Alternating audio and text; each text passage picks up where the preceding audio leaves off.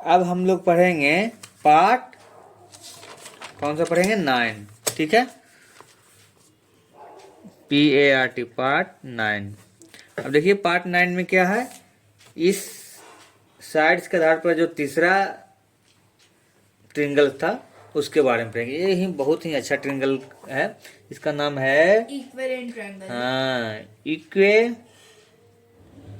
Equal lateral triangle, sorry equivalent नहीं, equilateral triangle.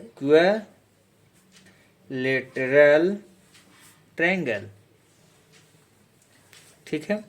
Equilateral मतलब हो गया कि इक्वल हो, जिसका तीनों साइड इक्वल हो उसको हम लोग कहते हैं इक्विलेटरल ट्रायंगल, ठीक है। इसके बारे में भी लिख लेते हैं। If all the sides of a triangle are equal in length, then the triangle is called an equilateral triangle, ठीक है। वैसा ट्रायंगल जिसकी सभी भुजाएं इक्वल हो उसे हम लोग इक्विलेटरल ट्रायंगल कहते हैं। जैसे ये लाइन और ये, इसके थ्री साइड्स इक्वल हैं, दिस एंड दिस, ठीक है। इसका नाम A, B एंड C दे दिए। मान लीजिए ये भी 6 सेंटीमीटर है, ये भी 6 सेंटीमीटर है और ये भी 6 सेंटीमीटर, ठीक है।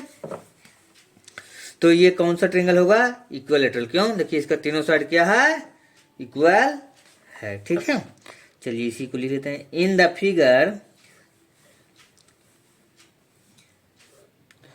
AB, जो AB है इक्वल टू BC और इक्वल टू CA, सो त्रिभुज ABC is an equilateral triangle, ठीक है। तो देखिए कितना आसान है कि जिसका तीनों साइड इक्वल है उसको हम लोग इक्विलेटरल ट्रायंगल कहते हैं। अब देखिए तीनों साइड जब इक्वल है तो तीनों के तीनों एंगल भी इक्वल होंगे। इसके कितने एंगल होते हैं? 3 एंगल्स, और 3 एंगल्स इक्वल होंगे। जब 3 एंगल्स इक्वल होंगे तो उसकी एक एंगल का मान कितना हो जाएगा? 60 डिग्री। क्यों? क्योंकि ये तीनों का सम होता है 180 डिग्री। तीनों एंगल का सम कितना होता है? 180 डिग्री। 180 डिग्री। और 180 डिग्री को हम 3 से डिवाइड करेंगे तो वो आएगा 60 डिग्री, ठीक है। तो ये भी 60 डिग्री होगा, ये भी 60 डिग्री होगा और ये भी 60 डिग्री। तो इक्विलेटरल ट्रायंगल में हम क्या देखें कि तीनों एंगल इक्वल होते हैं और तीनों साइड भी इक्वल होते हैं। अगर किसी एक साइड का लेंथ दिया हुआ है तो हम तीनों साइड का लेंथ निकाल सकते हैं, ठीक है। तो इसका पेरीमीटर हम लोग कैसे निकालेंगे? Perimeter of triangle equal to हो जाएगा AB प्लस BC और प्लस CA, ठीक है।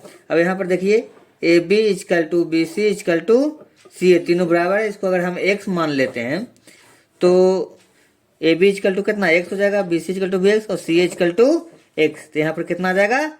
3 इंटू एक्स। इस तरह से अगर इसी का हम लोग वैल्यू निकालें तो 3 इंटू एक्स का मान कितना है इसमें? 6 सेंटीमीटर, ठीक है। तो इस तरह से इसका हो जाएगा 1880 सेंटीमीटर। तो इस तरह से इसका बहुत इजी निकल गया कि जितना साइड है उससे हम 3 से मल्टीप्लाई कर देंगे तो इसका पेरीमीटर निकल जाएगा, ठीक है। तो ये बहुत ही और इजी हो गया इसका पेरीमीटर निकालना, ठीक है। Thank you. अब अगले चैप्टर में हम लोग डिफरेंट एंगल के आधार पर जो डिवाइड किया गया था उसके बारे में पढ़ेंगे, ठीक है। Thank you.